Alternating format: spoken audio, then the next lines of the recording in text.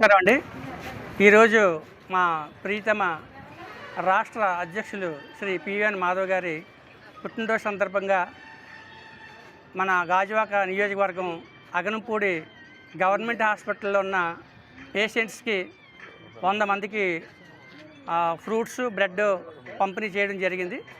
ప్రతి సంవత్సరం కూడా ప్రధానమంత్రి శ్రీ నరేంద్ర మోదీ గారి పుట్టినరోజు అయినా, అదేవిధంగా మా భారతీయ జనతా పార్టీ నాయకులు ఎవరి పుట్టినరోజు అయినా సరే వాళ్ళు సేవా కార్యక్రమాలు నిర్వహిస్తాం. అదేవిధంగా మా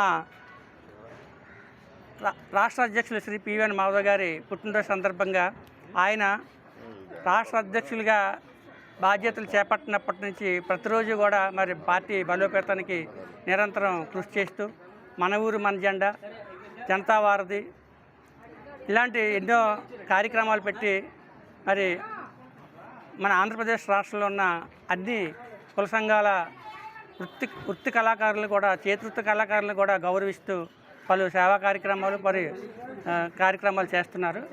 ఆయన్ని ఆదర్శంగా తీసుకుంటూ మరి ప్రతి ఒక్కరూ చాలామంది జాయినింగ్స్ కూడా చాలా బాగా పెరిగాయి. మా బీజేపీలో ఏదైతే వైసీపీ నుంచి, కాంగ్రెస్ నుంచి కూడా భారీగా కార్యకర్తలు వచ్చి చేరుతున్నారు. మరి పుట్టినరోజు అంటే ఏదో కేక్ కటింగ్ స్టార్ హోటల్స్లో కాకుండా ఒక సేవా కార్యక్రమాలు చేయాలనే ఉద్దేశంతో ఉదయాన్నే స్ఫూర్తి నిరాధార ఆశ్రమంలో పిల్లలకి బ్రేక్ఫాస్ట్ అరేంజ్ చేయడం జరిగింది బీజేపీ తరఫున.